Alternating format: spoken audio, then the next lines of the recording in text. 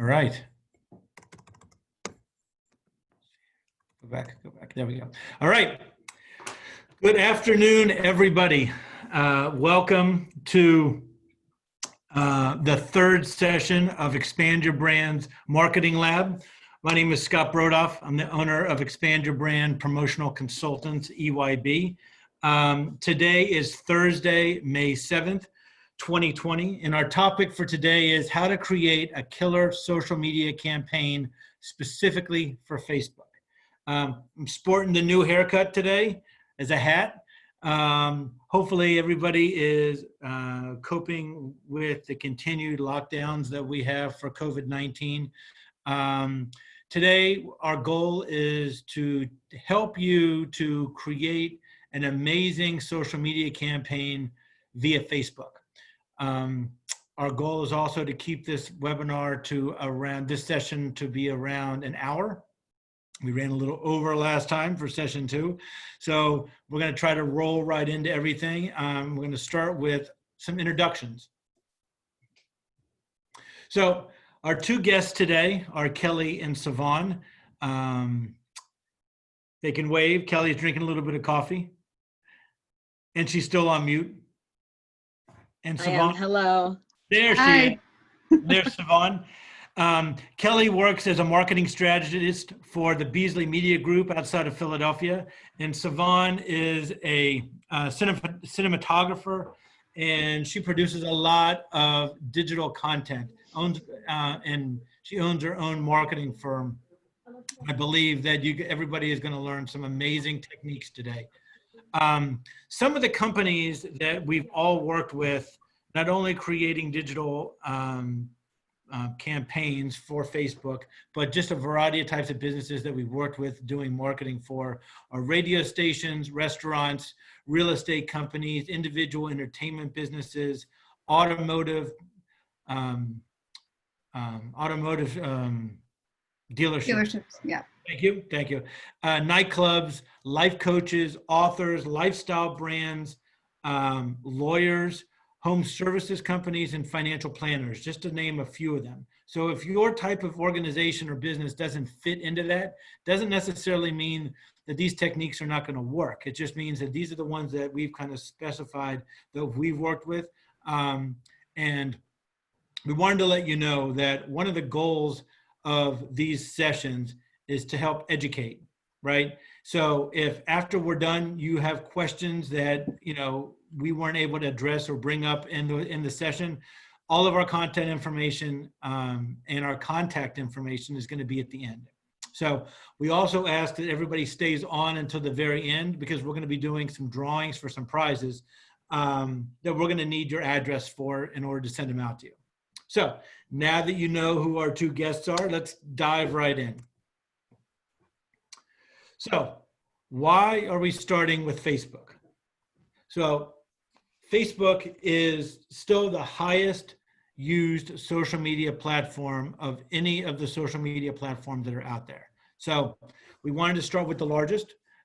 We also find it to be the easiest, one of the more easy platforms to create an amazing campaign to get results quickly. So Kelly is going to kind of go through some Facebook facts to kind of give you a little bit of introduction to this platform. Thanks, Scott. So yeah, we won't go into detail of this, but it just gives you an idea of why. When I sit down with clients, I always recommend Facebook as part of a strategy. I think it's the most important aspect to start with, and it's the easiest one to be obtainable for every reach of business. So we want to start, Scott, will you click?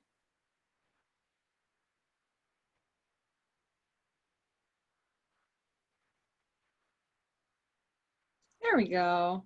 So 74% of Facebook users visit the platform each day. So if you can think about your own habits, if you are a social media user, how often you go about logging onto the platform every single day and how long you are spending on that platform. Next is the average user spends about 20 minutes each day per visit on Facebook. And you will see in a minute how long or how many times they actually go on. Overall, about 75% of women and 63% of men use Facebook. So obviously it does appeal more, a little bit more female heavy, but ironically, that's also a good target market for most businesses. So that's what makes Facebook such a great platform to market on. On average, people access Facebook about 8 times a day. So they're not just clicking on it once, scrolling through for about 20 minutes and then leaving. They're actually using about 2.5 hours of their time on Facebook per day, just in smaller increments. All of that time spent on mobile devices, 58 minutes of it is spent on Facebook. People are scrolling through their feeds, checking out what their friends are doing, posting, spending a lot of time absorbing that kind of content. 51% of millennials can't go 5 hours without checking Facebook. This is the generation that is most connected to social media, but it's not limited to millennials. The 35 to 50-year-old or 54-year-old demographic is widely active on Facebook. And in fact, the older audience is capturing a majority of the most users on Facebook nowadays versus millennials. So it is a reach for any type of demographic for your business. Facebook is still the #1 channel to reach both B2C and B2B companies. So no matter what your target is, no matter if you're a financial planner talking to individuals, or if you're selling wholesale products to companies, you can reach your target market on Facebook. Facebook video ads still have the lowest cost per click. We'll get into that definition in a little bit, so don't feel sad if you don't know what that exactly means. But and also, engagement with social media tends to be a little higher towards the latter part of the week. So as you're getting into the weekend, people are making plans. Thursdays, Fridays, even Saturdays tend to be the highest engagement days for Facebook. And branded Facebook pages only reach about 2% of fans with organic posts. So this is why it's important to understand the investment that you make in Facebook is really where you're going to get the most bang for your buck. Okay, so having an active Facebook page is great, but if you're not engaging with that audience in a more active campaign, you're going to be missing the whole premise of Facebook. And we're going to guide you through how you can make that happen for your business here today. Thanks, Kelly. One of the things that I think everybody needs to keep in mind with our sessions is that what we're doing is we're trying to give you ways that you can inexpensively market your business to start. All of these things that we're going to teach you today, you can pretty much do by yourself, right? You can go on and you can create your own Facebook campaign. You can go on and figure out who your demographic is. And that's what we're going to be talking about throughout the session. But if you get frustrated with it, right? If you are like, oh my gosh, I don't have time to do this. I'm not doing it as effectively as I believe. That's where Kelly and Savon and myself can all come in and help you take it to the next level. We want you to be able to know that you can figure it out on your own. This is a great guide to start that. So I just wanted to keep that in mind. These are things that you can do on your own. And that's exactly what we're going to be teaching you. So, all right, next one. Elements of a great campaign. So now you're ready to promote yourself on Facebook. What do you need? The key thing is, what should you do and what should you not do? There are elements of a good campaign and a great campaign, and then a bad campaign and a horrible campaign. And we're going to show you some examples of all of those so you can kind of have an idea of like, okay, this is what I should be doing. And these are the parts that I need in order to make sure that everything is done effectively. Because the worst thing is you don't want to put a lot of time into it and not get information out of it and benefits out of it. So Savon is going to walk us through this section. All right, awesome. Yeah, so no matter what type of campaign you are running, these 6 factors should be a part of every campaign. So the first one, using a high quality image and limiting the text on the image as much as possible. So this isn't just a suggestion, but this is also Facebook's rule. They'll actually kick back your ad if you don't meet certain requirements. So you can't have more than 20% text on your image. And the recommended image sizes would be 1200 by 628 pixels or 1080 by 1920. I typically recommend the 1080 by 1920 just because it's a little bit larger, and you're going to be able to reach more people with that type of an image. Number 2 would be having a very clear call to action in your Siobhan, before you go on to the next one, I'm so sorry. Can you, Yeah. if someone doesn't know what those image sizes are, Yeah. and they're taking a picture with their phone, what do they need to set it as? Is there a certain thing that they need to put on there to know what those image sizes are? So I'm not sure about taking a picture on your phone, but there are programs out there that can tell you pixel size. Canva is a great place to start if you're creating an ad, because they will actually give you free templates to use where you can select Facebook ad as a template, and it'll give you the size already there if you want to create your ad on a platform like Canva. Maybe we can post that link in the chat, but that's the platform I would recommend if you're not really sure how to create an image that size yourself. So if I'm understanding correctly, Canva will resize it for you. So you drag the image into that template and they'll resize it so it's correct. Yeah, that they have a template that's already pre-sized for a Facebook ad. So yeah, you just drag your image into there and create it right on the platform. Perfect. Okay, sounds good. Just wanted to make sure everybody knew that. Cool.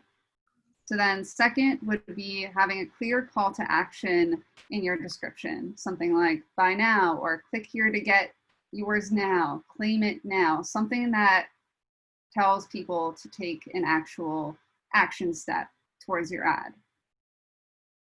Number 3 would be having a very specific target audience. And we'll get into this more later on, but this is really making sure that you know who your ideal person would be who's going to buy your product or service.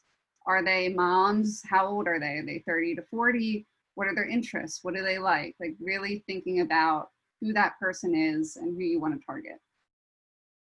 Then the next one would be copy that hooks the audience. And you'll see this in a couple more slides from now also with an example that we have. But it's going to be description text that really grabs the person in, hooks them in, and has a message that really invokes action.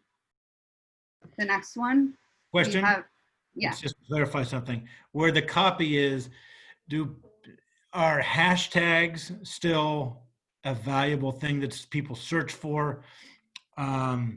Is that something that they should have in their copy that hooks people?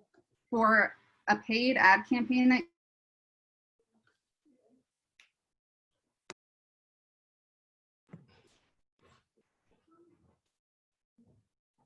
will search for your content, but for a paid ad, hashtags will most likely not get any great response.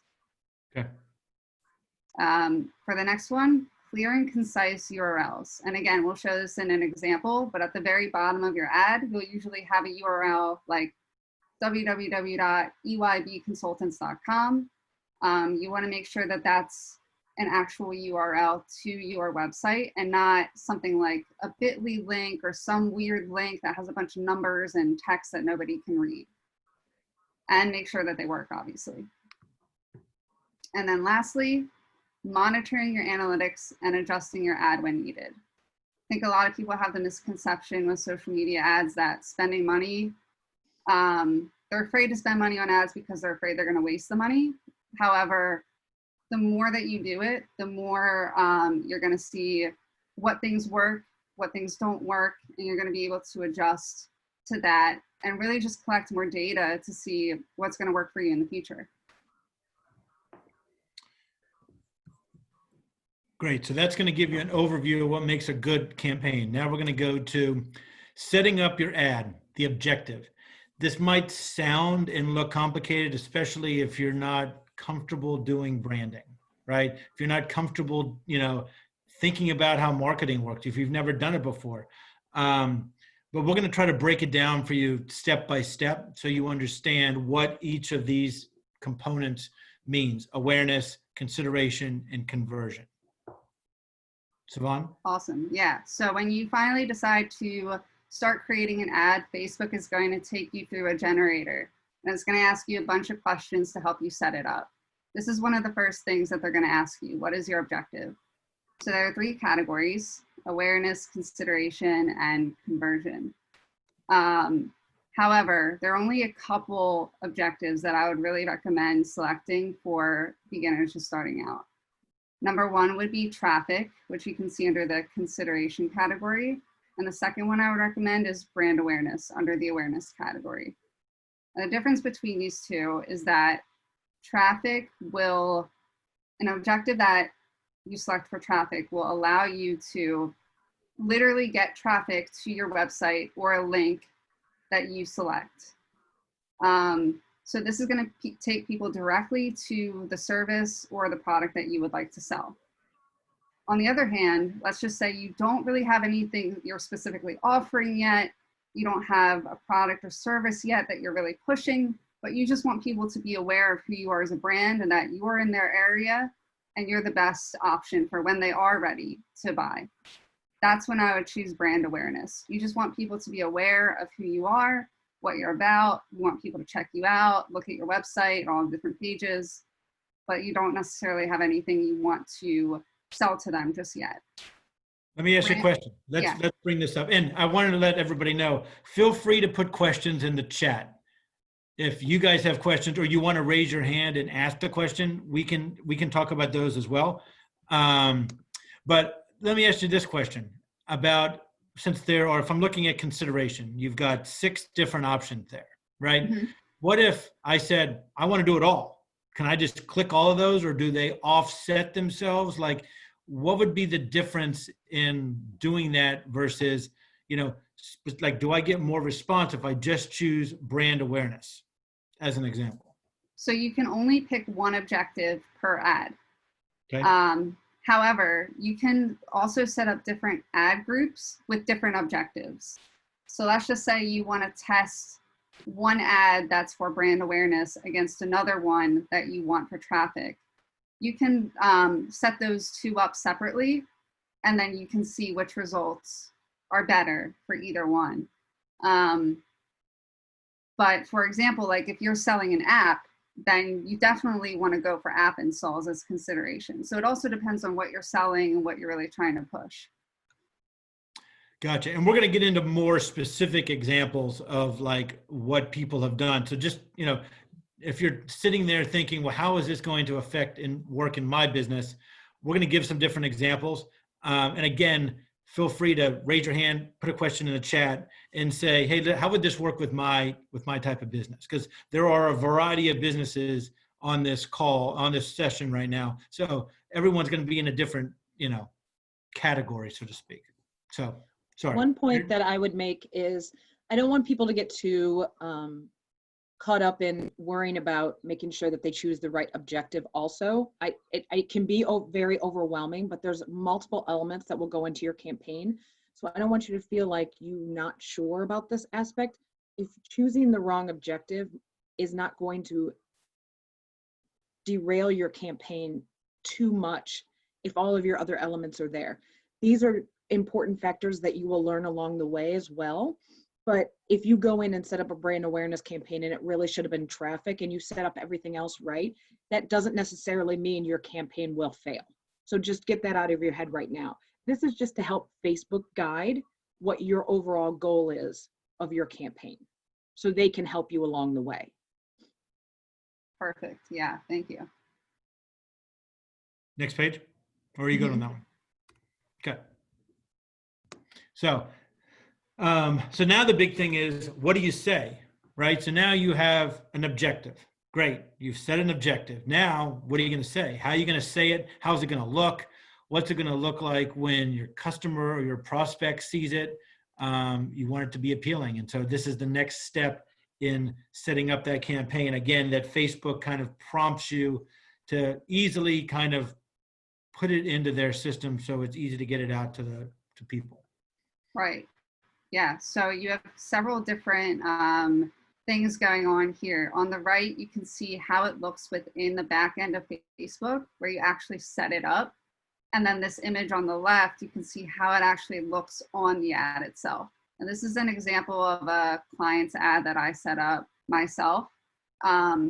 So Facebook has certain requirements. The headline for the ad can only be 25 characters. So that includes any dashes or spaces and all of the letters. The description text can only have 125 characters, and then the description can only have 30. So when I personally was creating this ad, I actually went through about 3 rounds of trying to make my description very concise and specific and within that character limit to make sure that, you know, it met the requirements, but it was also very engaging. So this ad was for an event that was being held starting in Austin and then ending up in Vegas. So you'll see the description says, be the first team to drive from Austin, Texas to Las Vegas and win $10,000. So that $10,000, that's the offer. So that's the grabbing, catchy offer that I wanted to include. Team slots still available. Click to grab them now. Don't miss this one-of-a-kind road trip event. So there's a call to action in the description also. Click to grab them now. And then in addition, at the bottom, you see a button that says sign up. So that's the second call to action right there. The headline, I always have the headline that describes exactly what it is. So the name of the event is called Fool's Roll. What is it? It's a real life cannonball run event. And then you'll see the link. The URL is foolsroll.com. It's very clear. It works when you click on it. And then underneath the headline, you have a little bit more of a description as to what this actually is.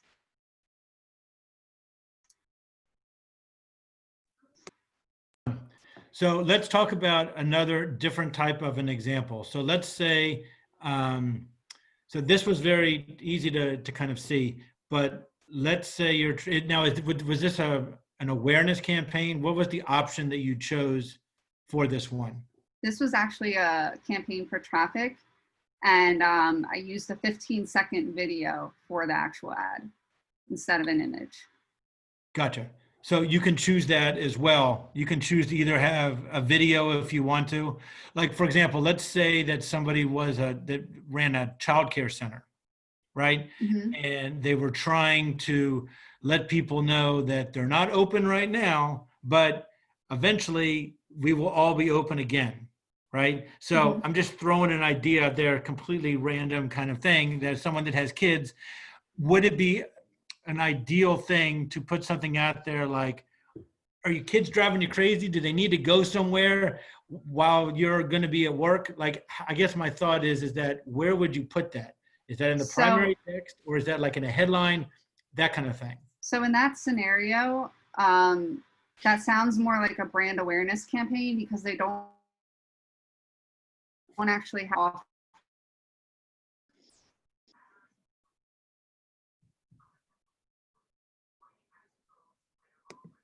that links to the website to claim that offer. But if they're just trying to get people to understand who they are as a company and, hey, we're here for you during this crisis, check out what we offer for once we're back open, that's more of like a brand awareness campaign.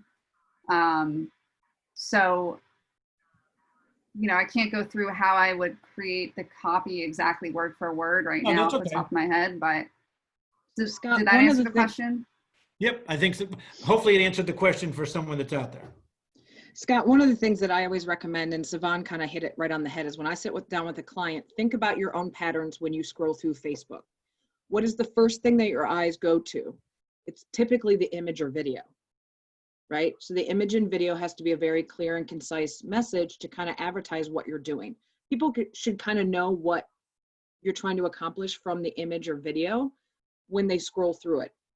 The next, their eyes are going to lead kind of up. So you want to do a very short and precise, like Sivan said, very short and precise description on the top of what you are trying to accomplish with this post. What are you trying to engage with the customers on? What are you trying to get their attention about? And as they scroll down to learn more information, that's where you can elaborate a little bit more. But the biggest goal of any of these campaigns is not to give a ton of information.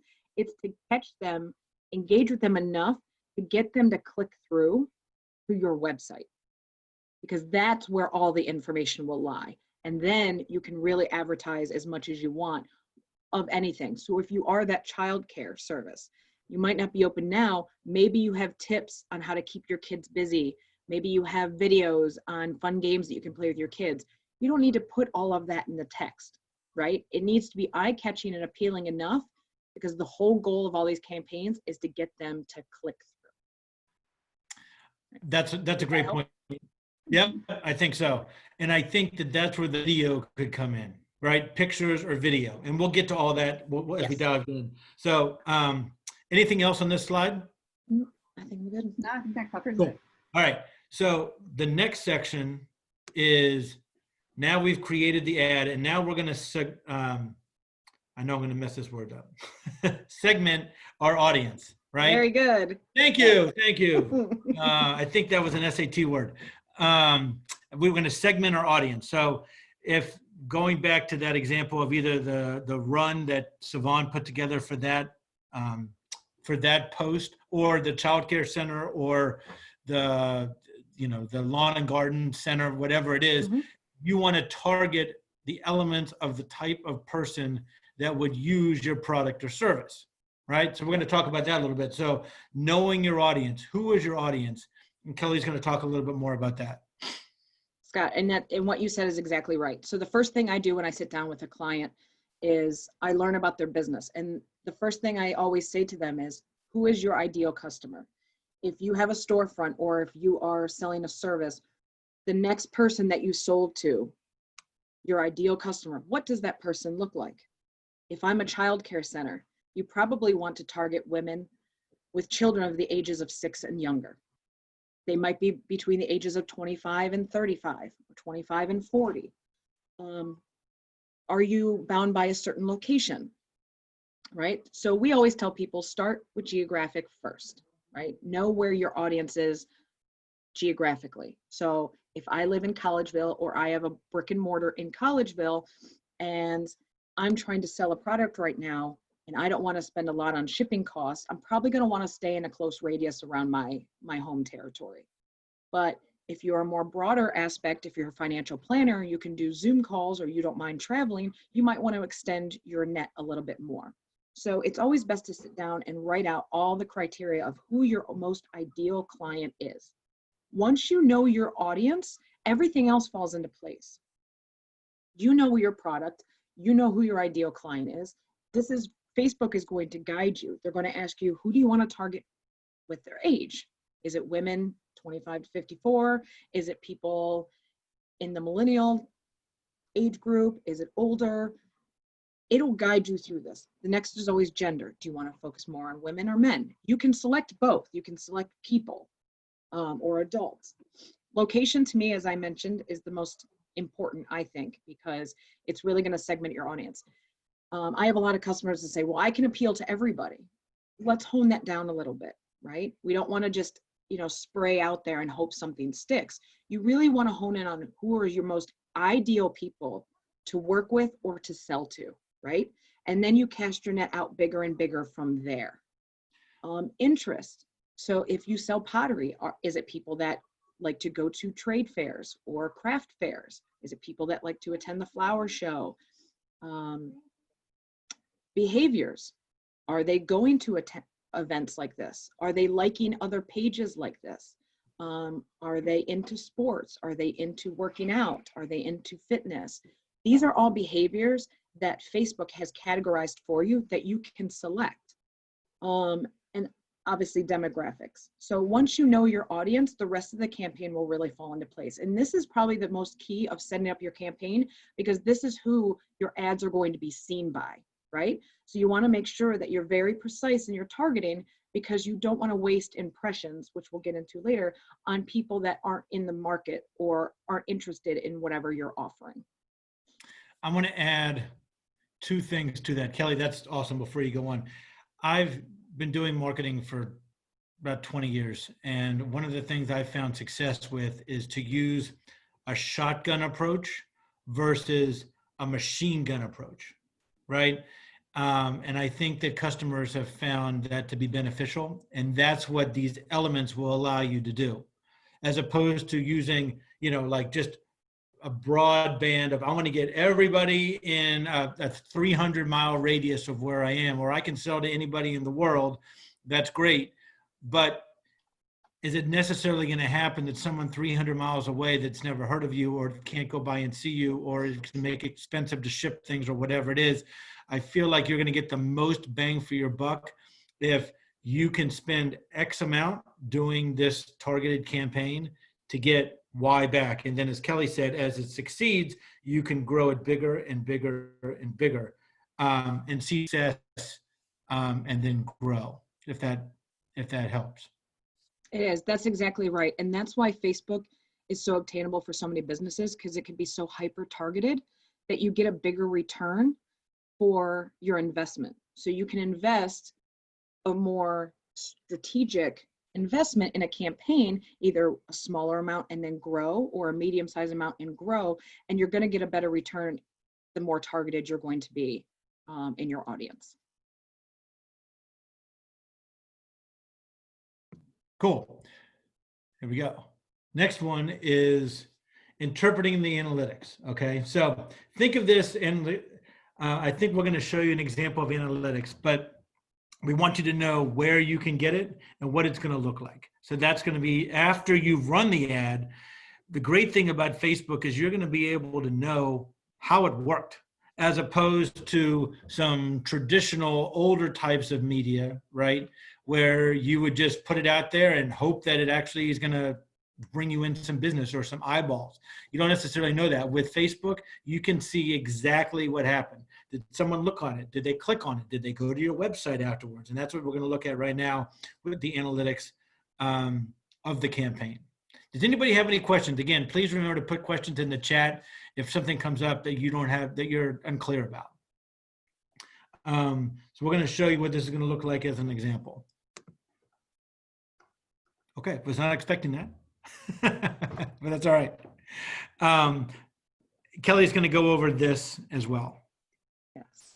So you ran a campaign, and Facebook's going to generate this report aggregator that's going to tell you how your campaign performed. You're going to be like, that's great. I don't know what any of this information means, which is perfectly fine. I think the biggest thing that people get confused about when they're dealing with digital marketing, is specifically in social media marketing, is impressions versus people. So the first thing we talk about is impressions. So when you buy Facebook advertising, you buy digital advertising in general, most of the time it's based on impression-based purchasing. How many impressions do you want to target? Impressions do not mean people, though. Impressions are how many times your ad was viewed. So if you think again about your own social media habits, as you're scrolling through, you might see an ad for a business. Let's go back to the pottery example. There's a person selling pottery in my area, and he targeted me because I'm a woman that likes to go to the flower show and I go to a lot of fairs. I see his ad in my feed. I may be served that ad more than one time because I meet all of his criteria in his audience demographic that he selected. I might eat a couple of those impressions out.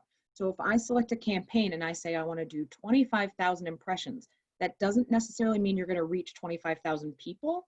It's based on how many people viewed that spot. So every time I see that ad, I take an impression, okay?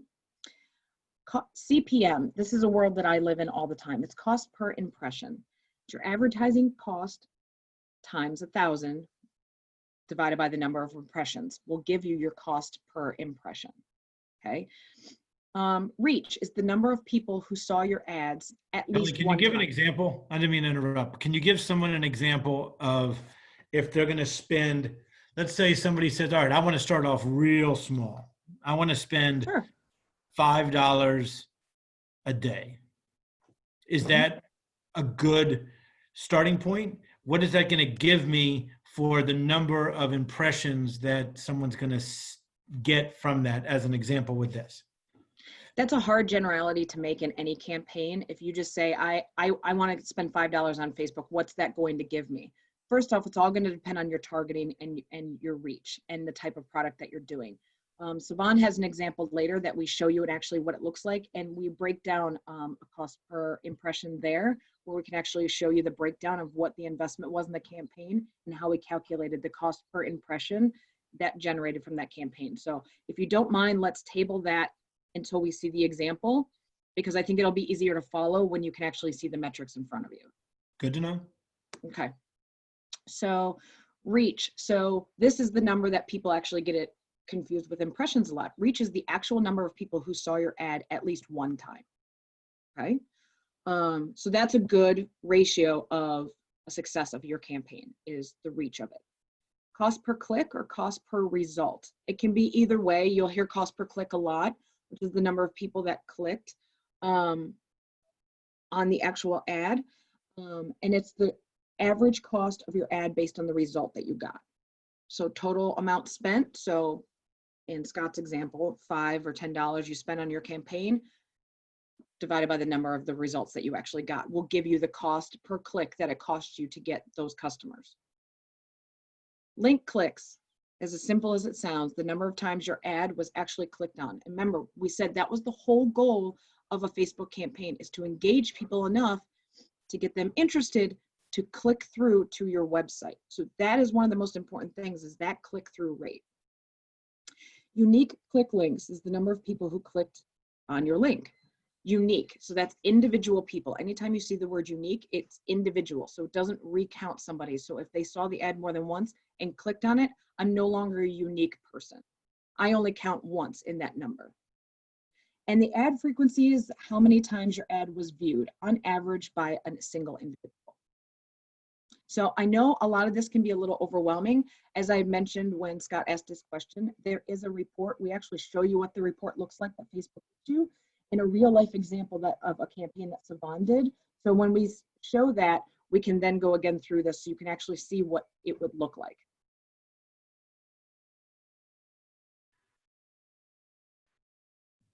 So we are now going to talk about some examples of ads that a few of us have actually run for clients. I believe all of these or most of these are from Savon. Is that correct? These are campaigns you've done, or you've Oh, just... no, these are not campaigns that Okay. I've done. These are Gotcha. just- So we just found some examples of ineffective ads, and we want to know, why are they ineffective? What makes them ineffective? Can anybody look at these? And if you can blow it up on your screen, I would love to get some feedback. You guys, you can unmute yourself if you want, or put the question, or why, if you want to give us feedback of number one, why you find that to be ineffective ad image. Anybody have any feedback or questions, or give us a reason why? Yeah, if anyone knows, put it in the chat.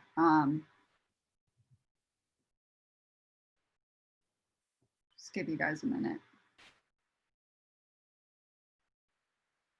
Why would that be a bad example?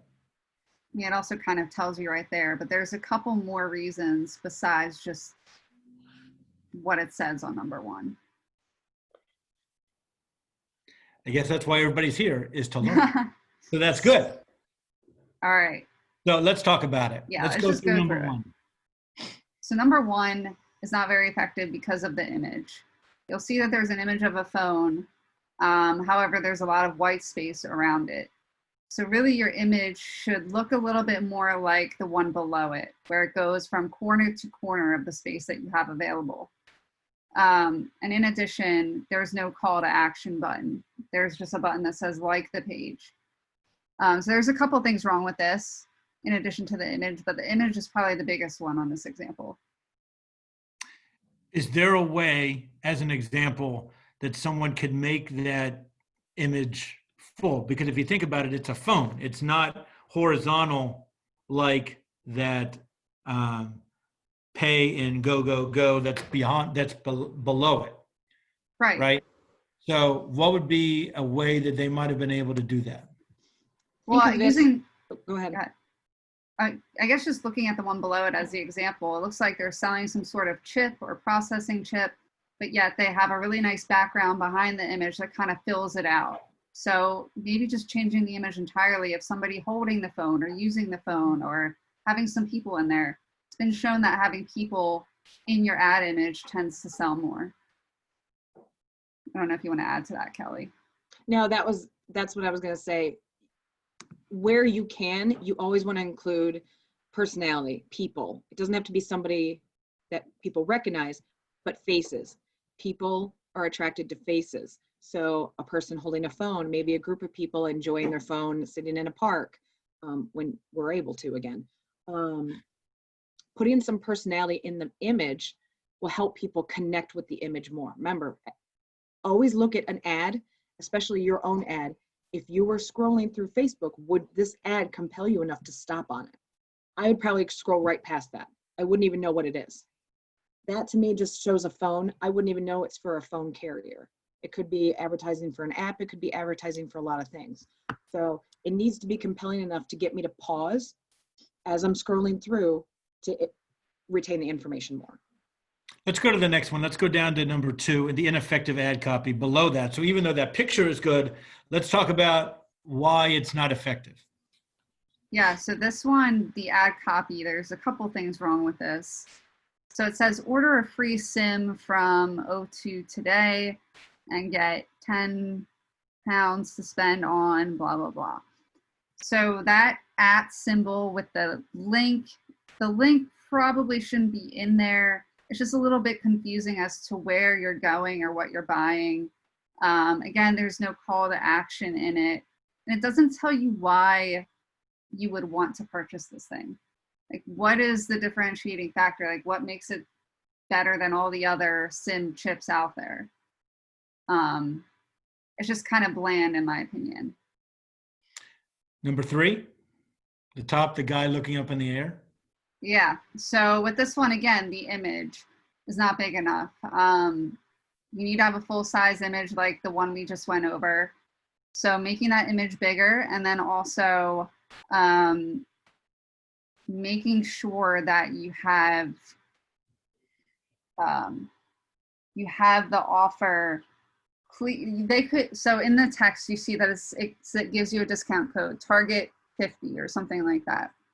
That discount code could even be included in the image. Just making it a little bit more visually appealing and kind of making the text a little bit more concise so that it's easier for people to read and to view. Number 4. This one's pretty self-explanatory. There's no call to action button. Again, it just has a button that says like the page. And again, there's no call to action in the actual text of the description either. And I think a key thing is to think about is don't be afraid to try to put something out there as that call to action. It does, I mean, you're not hardcore selling to somebody. You want to give them an incentive to go and get more information. This is a tease. These most of these types of social media marketing, think of them almost like a billboard, right? As you're looking through your feed, what are you looking at? What's going to get you to go, oh, that looks really cool, or I really like that. Let me go click on it and go over there, right? So think of it as you're driving down the highway. If you see a billboard, there are some that are done really well, and it's going to get you to stop and, you know, whatever it is they want you to do or remind you. That's exactly what these should be doing also. So it's like it needs to be effective and give you a reason to do that. And that's where the call to action button is. So don't be afraid to say, hey, click here for more information, or to give people an incentive to go there, right? So that's really what these are trying to do. Let's talk about the last one, then we'll go to the next slide. Yeah, this last one is a little bit strange because it's for a big company, Barclaycard. However, if you look under where it says Barclaycard Initial, there's a very small URL. You might not even really be able to read it, but it's something to the effect of adfarm.mediaplex.com, which is a really weird URL to have in an ad. What it should have been is something like barclaycardvisa.com, something very clear that shows where they're going. That type of URL kind of gives an indication that they're collecting data from you and they're actually trying to figure out who's clicking on their ad and where those clicks are coming from. So it looks a little bit spammy. So that's the only thing about that one. Otherwise, the visual is pretty good. They could probably have a little bit more to their description text as far as their offer is concerned and where they want people to go. They also need a call to action button. So there is a few things wrong with this ad as well. Gotcha. Great. Remember, one quick thing. People don't like to be sold on social media. They don't like to feel intrusive. So the more fun the more engaging you can make your ad and creative, the better the response is going to be, right? Don't go away from the old used car sale, Sunday thing. Make it more appealing, make it less intrusive, make it more inviting, and your campaign will do better. Great. Next one. So now we're going to talk about how the actual campaign went and how it looked, and an example with a budget. We are at about 10 minutes to 1. So Yeah. just to give an idea. So I'm going to kind of fly through this a little bit, but we'll, if you have any questions, definitely feel free to ask. So with this ad campaign, you'll see that it was for a book for Green Day, and our budget was $50 a day for 20 days. There are good and bad things about this ad. It performed pretty well, but it could have been better. And you'll see that there were a ton of impressions. About 757,000 people saw the ad, or well, there were 757 views of the ad. 480,000 people saw the ad. There were a good amount of clicks, but it could have been a little better in my opinion. You'll see the frequency, the number of times somebody saw the ad was about 1.5 times. So now why do I think this ad could have been better? First of all, there isn't a super clear offer in the description. Yes, it says there's a book by Green Day of never before seen photos. There's limited copies available, but what it's missing is click here now to buy or get your copy now. And again, instead of having a learn more button on that ad, I would maybe change that to a buy now, or buy now would be the only option I would switch that out for. And then in addition, underneath, you'll see that this ad was targeted to several countries, Canada, the UK, and the United States. It was way too broad of an audience for this type of campaign. What really should have happened is that this ad should have been ran 3 separate times for 3 separate locations, and it should have been even more specific. So if I was targeting the United States, where in the United States? You don't just want to target all of the Green Day fans in the US. Are there specific areas where they're more prevalent? And what are the age range? This age range was super wide. So getting a little bit more specific with the target and possibly using one larger image instead of these 3 smaller images are all things that could have made this ad a little bit more receptive. So this is an awesome slide, and there's a lot to kind of absorb with it. Let me kind of give a comparison. So let's say, for example, you own several childcare centers. I'm going to use that example again, right? They're all in the same state. They're all in different parts of the state. But instead of doing one ad campaign for the entire state, Savon and Kelly, do you believe you would get more out of it if you were targeting the northeast corner first, get that data, then the southeast corner, northwest corner, south, like in different parts wherever your centers are, do them separately, try to keep the same budget to see exactly how it's going to work, as opposed to doing it one. Yeah, because your audience or your target, your person, or the audience that you're looking for may be the same, but the locations are different. So people may respond differently in different locations. And maybe there is a different type of demographic in one area than another. Maybe the age range is slightly different from one area to another. So those are all things to consider. What would you rate this ad on a 1 to 10 scale? It's probably like a 6.5 or 7. Just due to the things that I mentioned that could have been changed or done differently. Good. Even though they had a large number of impressions. Right. Gotcha.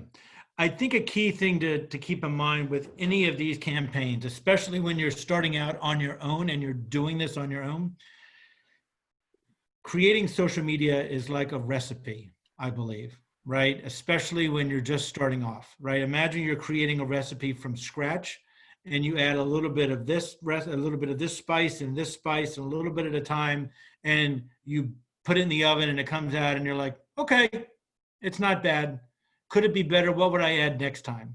And I think that that is kind of a way to think about as you're building this. And don't get frustrated that you didn't get exactly what you expected every time, right? It's going to get better every time that you do it, right?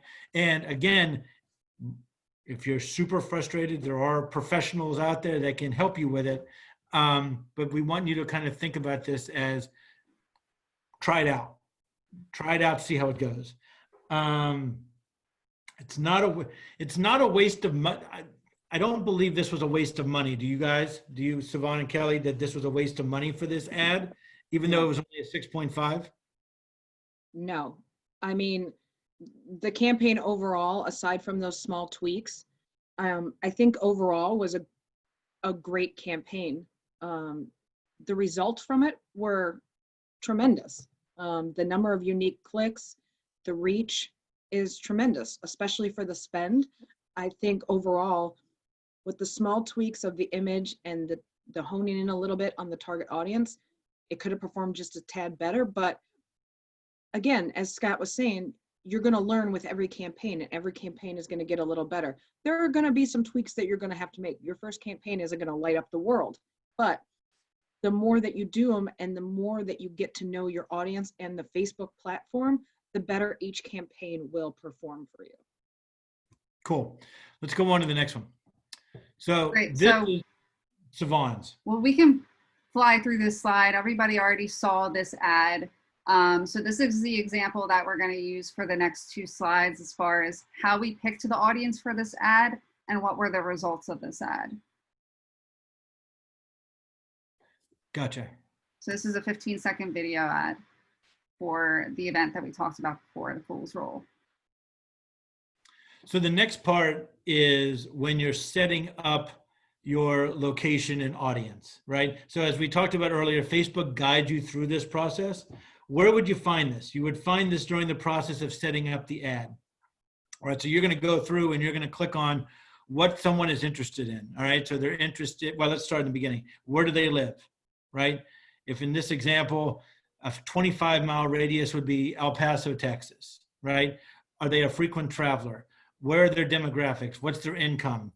These are all stats that Facebook has collected over the years that now allows you that ability to really hone in to the type of person that needs your product or service, right? What their interests are they active in sports? You know, are they physically fit? What their hobbies are? All those types of things.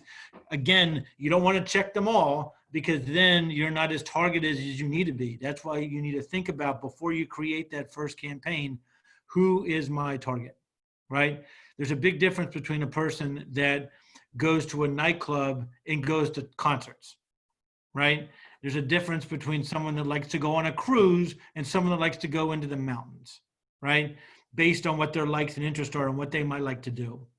Scott, So, yep. but I think this is based on the example that Siobhan had posted on the previous slide. And I think Siobhan did a great job, as what she did is she's identified her audience for the specific event. And as you can see, her selections for those were very strategic in the way that she really aligned it to the type of event and the type of people that would probably most attracted to an event like this. Yeah.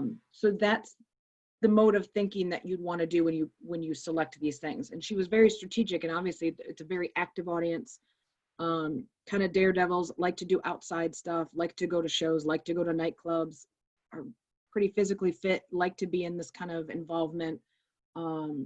Yeah. You can see the demographic of households. So this is what a selection might look like. And for the event of her example on the slide before, this is perfect criteria to select. And in this example, this is okay, because you want to get people that appeal to all of these types.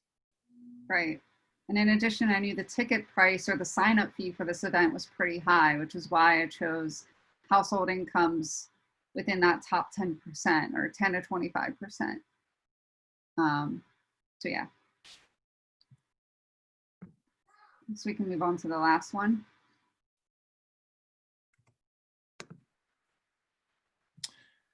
All right. So these are the results. It looks very confusing. It's very overwhelming, but I don't want anybody to feel overwhelmed. But this is an example of what a report would look like once you run an ad.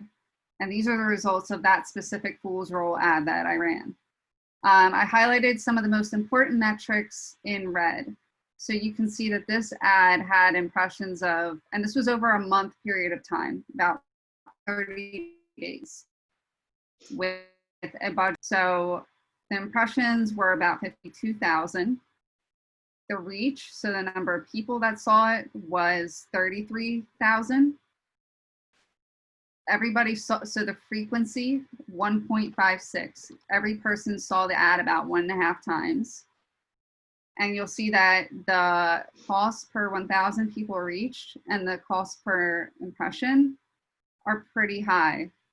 4.92 for impressions and 7.68 for cost per people reach, which is a little bit different than the cost per click. However, the higher the number in these specific categories, the better it is, because more people are interested in your content.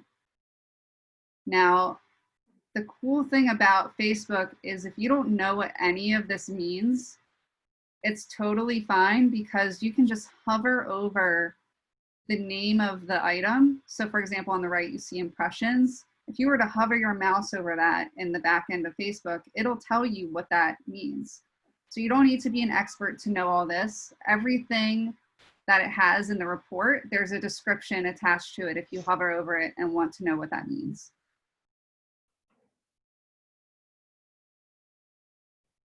The only thing I'm wondering that I don't know if it's on this, which maybe it would just be how many people registered for the event from, are you able to track, were you able to track that? Were you able to track to see, okay, of the 52,000 plus impressions, we got 10 people to register? So because this was a traffic-based campaign, the link went directly to the website to sign up. There wasn't any traffic like recording software that we could use. The only reason I knew was because I asked the owner of the event before we started, how many signups do you have so far? We had about 12. Okay, what's your goal? Where do you want to get to? 40. By the end of the campaign, we had 30 signups. So I knew that it was a success and we had people signing up. But that was the only way I could track it, was by knowing where we started and knowing where we ended up. Gotcha. So I think that's important for people to keep in mind, is to kind of know where your baseline is when you start, and then where it is when the campaign is done. That's not to say not to run other types of marketing, but if you want to really hone into this, that's exactly the way to do it. And I also want to stress that the cost per click on the top chart, the second column from the right says cost per click is 0.5 cents. And you want your cost per click to be as low as possible, because that means that you're spending your money wisely. The lower the cost per click, the less money you're spending per click for that ad, which is a good thing. So if we can summarize it, I'm looking at the two sides. You have impressions. If you're taking the biggest number at 52,000, and then the total spent was $258.18. Is that correct? Wait, say that again. Right. So the total number of impressions. Yes. The cost per click was 0.05. So every time someone clicked on it, it cost this person a half a cent each time. Wait, no, 5 cents. 5 cents for every time someone clicked on it. Correct? Right. And they spent a total of $258.18 in that month. That was the total amount spent for the advertising. But yes. Gotcha. Okay. Just wanted to make sure that everybody understood exactly what they were actually seeing here. And great. also, Go ahead. Sorry, one more quick thing to mention is that if you have Google Analytics set up on your website, that can also help you figure out if the ad converted well. But that's just another thing. Bring that up in 2 weeks. Yep, exactly. We'll bring that up in 2 weeks. All right, cool. Slide's a little bit overwhelming, but again, that's why we're going to send this to you when we're completed. So, wrapping up. Everyone take a deep breath. We've gone through a whole lot of information, including Savon. Take a deep breath. Now, let's kind of wrap up a little bit about now you've done this. How do I know that it worked? What do I do next? How do I make sure that I change things, and what do I look to change? In about a minute or less. Yeah, so this is just a wrap up to make sure you're hitting all these check boxes when you're creating your ad. You're making sure that you decided on the goal or objective you want for your campaign. You've narrowed down your target audience, your age, the demographics, the interests.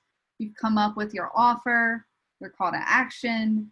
You've written really compelling description text in your headline. Then you create your image, set it all up, launch it, and now you're monitoring your campaign and adjusting based on the results. This is where people get a little bit tripped up. They're like, how do I know if it's successful or not? Well, looking at the number of clicks, you really want to see, is the number of clicks enough for me to see like a significant change in my website traffic? If you see traffic to your website, that's an indication. If people are calling you, if people are clicking on your offers, really monitor what's happening on your website based on your campaign. And also the cost per click, again, is probably the biggest indication of whether or not it's working for you and if you need to change something. Awesome. Hopefully this information was valuable. We are now going to do our prize drawing. I was going to have a special guest, but she is doing her homework. So I'm going to do the drawing now myself. So what we did was we put all the registration in this bag, and we're pouring them into this customized logoed EYB bag. Okay, all the registrations are in the bag. I'm going to pull a name out.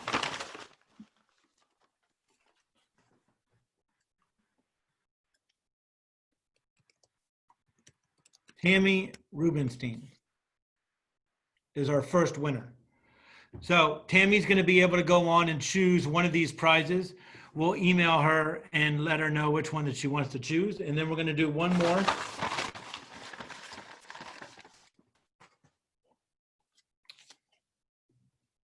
Pamela Richard.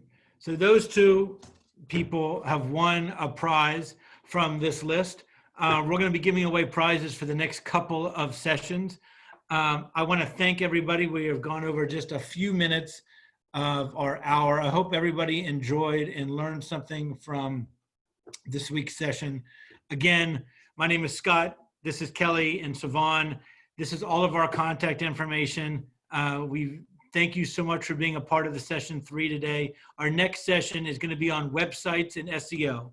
Again, these are going to be websites that you'll be able to help design yourself to get you started, especially during this pandemic. It's going to be Thursday, May 21st, 2020 at 12 p.m. Eastern Time. Thank you very much, everybody. We'll be sending out a copy of the recording and the PowerPoint. Have a good day and stay safe. Bye, everyone.